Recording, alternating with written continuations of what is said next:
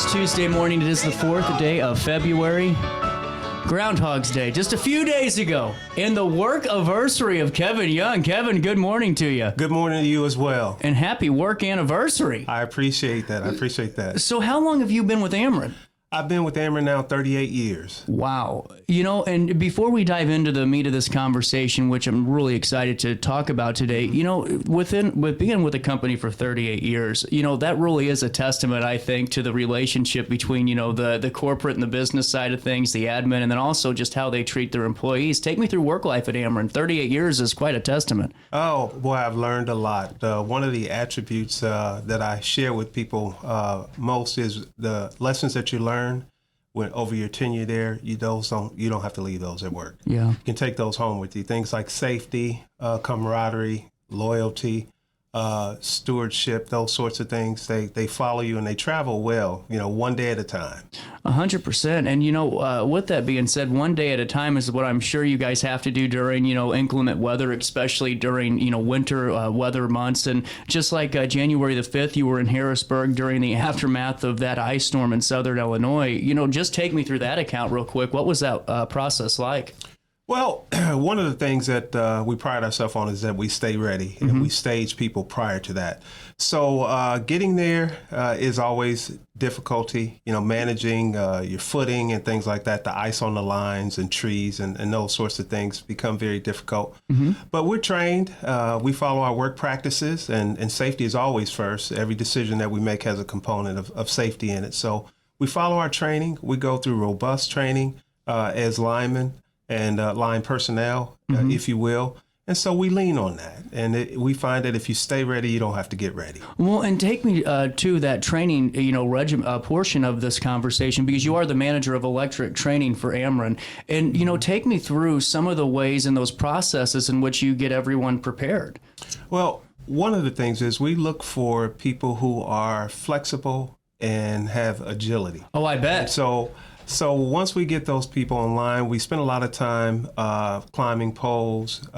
We do first aid. We do things like that are relevant to the job. So there's work on bucket trucks, using bucket trucks and things of that nature.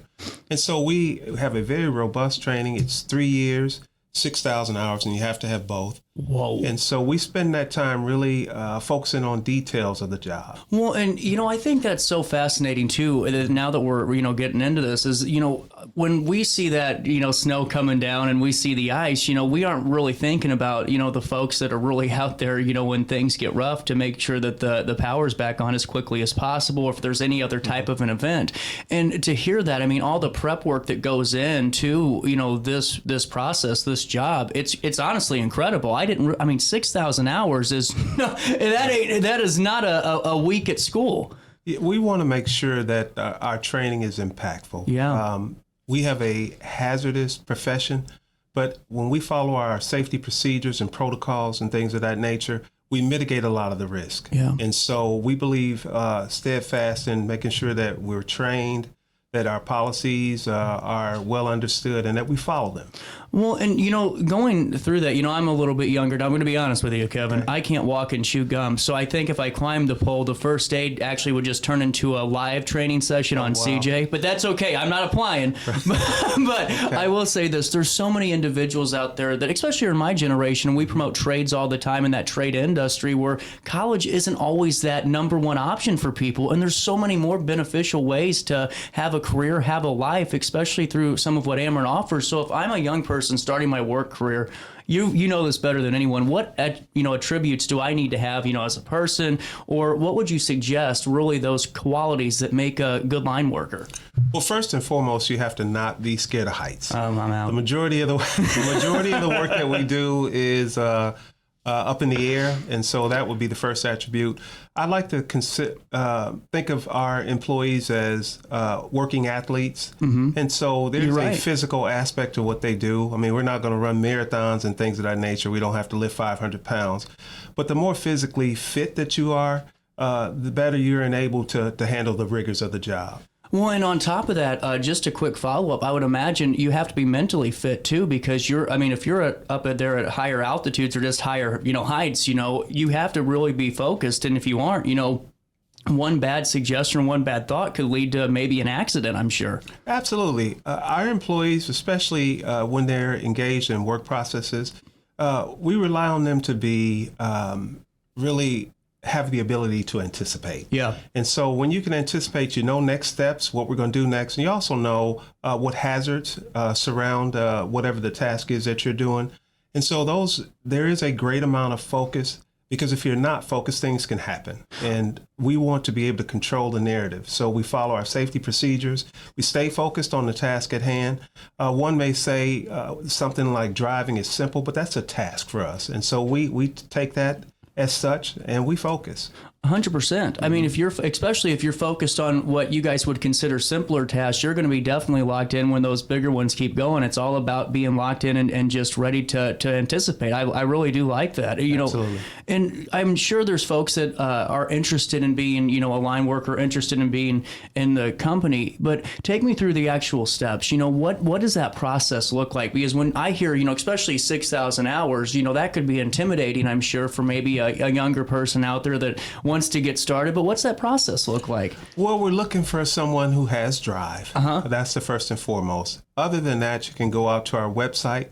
We have other opportunities besides line work, so find something that fits you. And then the thing that I share with people is our core values. A lot of times people wait to be interviewed, and they don't interview where they want to work. Yeah. And so what I would share for someone who's listening to us now would be like our core values: safety, stewardship, teamwork, accountability, respect, integrity, commitment to excellence, diversity, equity, and inclusion. If you can see yourself in those facets, then you can be an Ameren employee.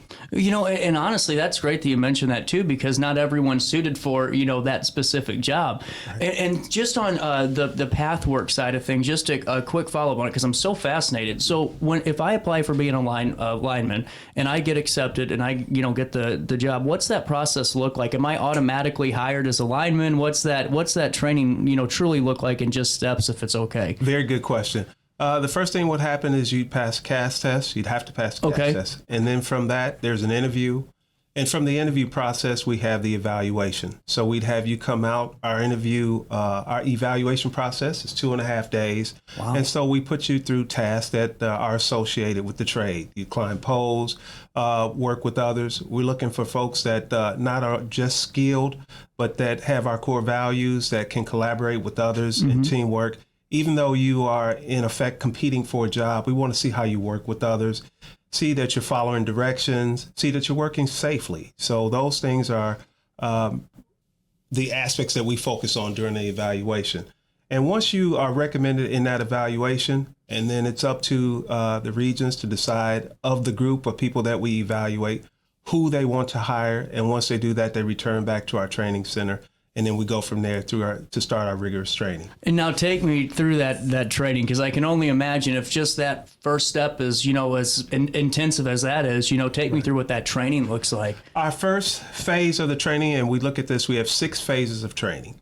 And so the first phase is a 5-week training, where we have 1 week of that is on entry-level transformers. Wow. And the other 4 weeks you're in the field. You're actually climbing, learning the tools, learning the materials, working with each other. And we do a lot of climbing.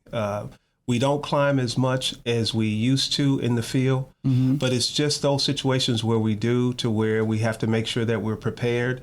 We may have someone who sustained injury or some kind of emergency up there, and you may have to go up and get them. And so we pride ourselves in making sure that we are prepared to climb the poles and that. So that would be the first phase. There's a high concentration on that. The second phase, we start to build things. We're working on lines, we're putting up services and things of that nature. So there's climbing, but a bear can climb but doesn't know what to do when it gets up Good there. point. That's a good point. Then we start to build out the trade. We're teaching you now the materials. We're putting up services. We're starting to work at higher heights, working on taller poles and things of that nature. Then we start to advance to working out of a bucket, things of that nature, and the wire gets bigger, and now we're working on primary versus working on services. And then we just escalate from there. We just keep going. There's so many different scenarios that we are faced with out in the field. There's old construction, there's new construction. And so we focused on all of those things because in a given day, we don't know exactly when they're working what they're going to see. 100% true. And you know, on top of that, you know, our region's a little bit different because both sides of the season spectrum, we're getting pelted, whether it's snow or whether it's, you know, nasty thunderstorms or tornadoes.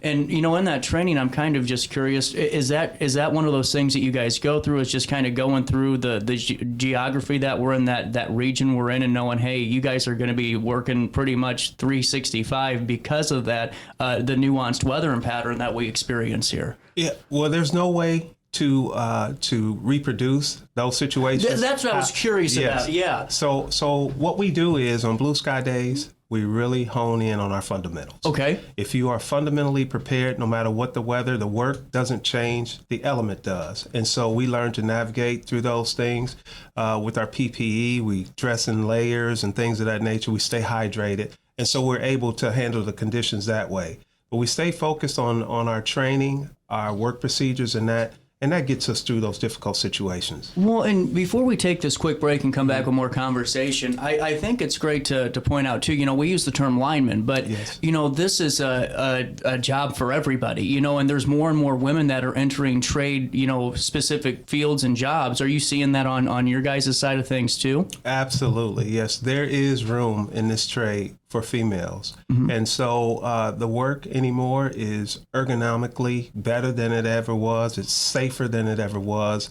And with the physical strength and condition and things like that, women are as apt to do this job as men are as well. Absolutely. You got a moment to stick around? Absolutely. I got to pay a quick bill. Hey, before I do take this quick break, let me fill you in on our friends at Hainer Library. You know, whether or not you're digging into your family's roots or you're digging in for fun activities for you and your family to be a part of, Hainer Library's got something for everybody. If you get your Hainer Library card, I love this. You get ad-free, for free streaming with movies and TV shows with Biblio Plus. You aren't paying the $29 for Netflix anymore. And they have this cool thing called the Library of Things. So you can check out ghost hunting equipment and do outdoor activities with your kids, or your calculator breaks or your kids does right before finals. You'll pick one up, you just return it for free. How about that? Isn't that so cool? You can go to HainerLibrary.org and find out more information today on how you can get your library card, and just don't forget to tell them that you know who sent you over their way. Hey, would you drop by the pharmacy? My doctor switched my cholesterol medication. Yeah, will do, honey. I'm glad he's looking out for you. OSF Healthcare can handle all of your family's primary care needs, including managing chronic conditions. Schedule an appointment today. Life's better when you're under the American Family Insurance roof, because they know your house is home base for their dreams. Whether it's a kid like me aiming for the big leagues, ready, future rocket scientist, or a budding prima ballerina. When you feel totally protected, your family's free to pursue their dreams. She's good. Let's go. American Family Insurance. With over 20 years of experience, Wilson's Tree Service has the expertise to handle all of your tree care needs. Licensed and fully insured, their team of experts are dedicated to providing reliable service. Plus, with a 24-hour emergency service line, Wilson's will always be there for you. Don't risk tackling that timber by yourself. Trust the local professionals at Wilson's Tree Service. Visit treeservicealtonil.org to get started today.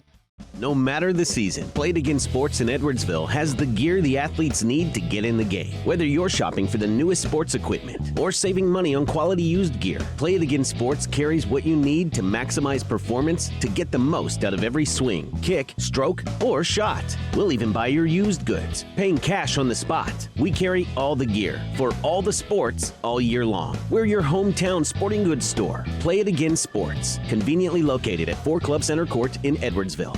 Picture This and More has been a trusted name in the Alton community for more than 30 years, with the last 3 being right here on Broadway. We specialize in quality framing at affordable prices. We also feature works by local artists because we're proud of our community. If you have valued treasures to display and preserve, we're sure to have the perfect fit with our large selection of custom framing and display options. Whatever color, shape, or size, Picture This and More has the look you need. Stop by today and let us help you with your next project. Village Dispensary has the best deals in Godfrey, Illinois, with specials 5 days a week. Mondays roll in the week with 20 to 30% off select pre-rolls. Tasty Tuesdays, enjoy 20 to 30% off select edibles. Waxy Wednesdays, enjoy 20 to 30% off select concentrate and vape brands. Thirsty Thursdays, sip and save with 20 to 30% off all drinks. Flower Friday, grab like 3.5 gram flower deals starting at just $20. Village Dispensary, come meet your best buds. You're listening to Our Daily Show with CJ Naselli on RiverBender.com.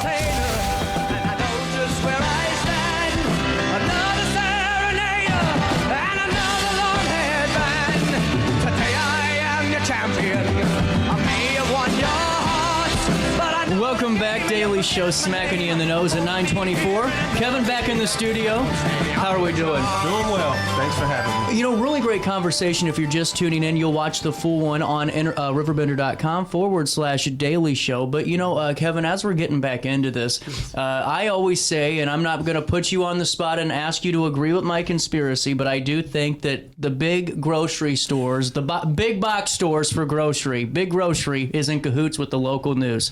Because, you know, next week they're already predicting 2 to 4, 4 to 6 inches of snow or whatever they're saying now. But also the term of, especially up north, some ice may be coming in, freezing rain on Wednesday morning. Before we talk about any of that, what's worse for your guys' equipment, for our power lines, for anything like that? Is it the snow? Is it the ice that's worse? I really believe that the ice is worse. When you get that ice on your lines and that it's heavy, you get a quarter inch, half inch of ice on there, the weight becomes really insurmountable for the lines. We build out for that, but when you get that in concert with some wind, it's really difficult for our system to really sustain itself. Well, and just a quick follow-up to that, how do you all manage and navigate that when, you know, all of a sudden a line gets overloaded and collapses? I don't know what the term is specifically for that, but ice overwhelms it and you guys are without service. What does that process immediately begin to? Is that looking at when's the ice going to slow down? When's this rain going to slow down in this water? Or is it immediately diving into action to get this back on? The first thing is to evaluate whether or not it's safe. Okay, if it's in a place where there's pedestrians or cars or things like that, then we want to make sure we get to where it's being fed from and de-energize that. And then once that takes place, we do things to mitigate the ice. We may beat the ice off the lines. We really are optimistic that the weather changes and warms up so that it melts. But we have several things that we consider when those lines are down, and the first being safety. And now, just like a car, and I don't know, you know, obviously know this question, but just like a car battery, you know, if it's -5 out and I didn't start my car for a couple of hours or, you know, and maybe leave it overnight and I try to start it the next day, it ain't turning over. Right. Can you guys restore power and below sub-zero temperatures or extreme heat? Is that a safety issue or anything like that it poses? I've always been curious about that. We can restore energy. As long as the lines stay in the air, they're working. Okay. And so there is no direct correlation to the fact that it's cold out that our lines are not going to be working. Mm-hmm. And so that's why we encourage our customers all the time. If our lines are down, just assume that they're energized. I mean, just know that. That's a great point. Yeah. That is such a good point. And, you know, especially, too, whenever the summer rolls around, too, you know, with that thunderstorm potential and the high winds that brings, I'm sure that poses the same significance when it comes to risk of power lines going down. Absolutely. Yeah, those lines, they look very innocent when they're laying on the ground. They do. But you have no way of knowing whether or not there's energy going through them. So we just encourage all of the pedestrians, all of our customers, stay away from them and call us. I always have been curious about this as well, and we talked a little bit about it the last interview, but you know, whenever, let's say, you know, gosh darn, the line falls on your car, or, you know, you're walking and you see this, we already talked about kind of how to get away from it, and we went back and talked about that already, but and we can touch on it if you want, but how much power, I mean, is truly in that? Because, I mean, what could that do to somebody the moment they even make contact with it? Because I truly don't know. First thing is you're not going to sustain life touching our It's lines. just immediate. It's immediate. That's immediate. Wow. What we encourage is if a line's on a car or something, stay in the car. If you're all right, stay in the car. Have somebody out. Call, get us out there, but stay in the car. By no means, don't just stay where you are, stay put, and have somebody call, and we'll send somebody out expeditiously to get you in a safe to get you out the car. Well, and just like we're talking about, power lines being down and storms and winter storms, summer storms. When it comes to restoration and getting that equipment back up and operational, how do you determine who gets restored first? Does it go by in terms of like population per capita? Is it business districts? Is it government offices? How does that work in terms of priority? The first thing we do is collaborate with our stakeholders. I mean, we want to make sure that the hospitals, the fire departments, the police departments, that they've got service. And then from there, we try to impact the majority of our customers as we go. And then there's a trickle-down effect from that. We're looking at thousands of customers, then hundreds of customers, then, teens, and then even down to the single home. But we want to restore power to as many of our customers as safely as we can and as efficiently and as timely as we can. Well, and before I let you go today, and like I said, really appreciate your time, I wanted just to ask you a quick follow-up to this whole thing, because I get really nervous when I'm out in my yard. I bought a house that was a rental that I bought that, there's still a lot of love that needs to be done to it, because you know how, landlords get and everything else. But I was seeing a line, and I thought it was a power line, because, you look at them, I'm not an expert, and I never had the training, but coming to find out it was just a cable line, or it looked very thicker. It wasn't a power line. It was just in the middle of the yard. But what is your kind of your point for the public? If we see something that we can't identify, I mean, I don't want to overwhelm your phone lines, but is safety the priority? Is it better to call and verify than to take the chance? Absolutely. I talked to you about our rigorous training. Yeah. And the customers in your backyard, you don't know what that is. Yeah. Don't even try to decipher or figure it out. Call us. We're at 1-800-755-5000. Give us a call. We've got trained people to come out and make those sorts of decisions and make it safe. So it's only a phone call away, and that is not a burden to us. We would much rather have you call us and something happened to one of our customers. Well, Kevin, I really appreciate the time. And if you guys have any damaged or down power lines or an outage in your area, you can always call 1-800-755-5000. That's 1-800-755-5000. Kevin Young is the manager of electric training at Ameren, Illinois. Thank you so much for your time today. Thank you so much for having me. Before we take a quick break, I got to tell you about one of our partners, and that's OSF Healthcare.